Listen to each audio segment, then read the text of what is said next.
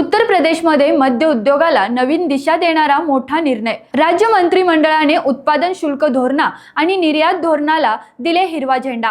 देशी दारू महाग, विदेशी दारूला प्रोत्साहन आणि ग्रामीण भागाचा कोटा वाढणार।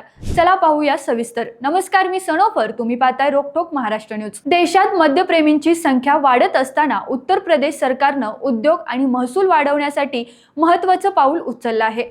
नवीन धोरणानुसार 36% अल्कोहोल असल्याची देशी दारूची ड्युटी 165 वरून 173 रुपये म्हणजेच एका बाटली मागे साधारण 5 रुपयांची वाढ होणार आहे। तर परदेशी दारू असलेल्या दुकानांच्या महसुलात 7.5% वाढ करण्यात आली आहे।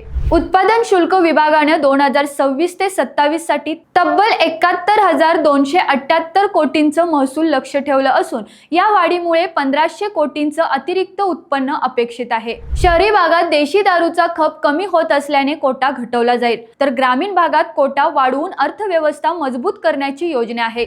लखनौ, वाराणसी, आग्रा, नोएडा यांसारख्या शहरांमध्ये बियर, वाईन आणि आरटीडी पेयांसाठी बार लायसन्स उपलब्ध होणार आहेत। भांग दुकानांच्या लायसन फी मध्ये 10% वाढ, तर वाईन आणि कमी अल्कोहोल पेयांसाठी केवळ 0.1% प्रतिकात्मक ड्युटी, ज्यामुळे फळ उत्पादक शेतकऱ्यांना मोठा फायदा होणार आहे। नवीन धोरणांमुळे उद्योग, शेतकरी आणि राज्याच्या महसूलला मोठा हातभार लागेल, असं सरकारचं म्हणणं आहे। पुढील काही महिन्यात या निर्णयांचा प्रत्यक्ष परिणाम बाजारात दिसू लागेल। अशाच नवनवीन अपडेट पाहण्यासाठी रोकटोक महाराष्ट्र न्यूज चॅनलला सबस्क्राइब करा, लाईक करा आणि शेअर करा।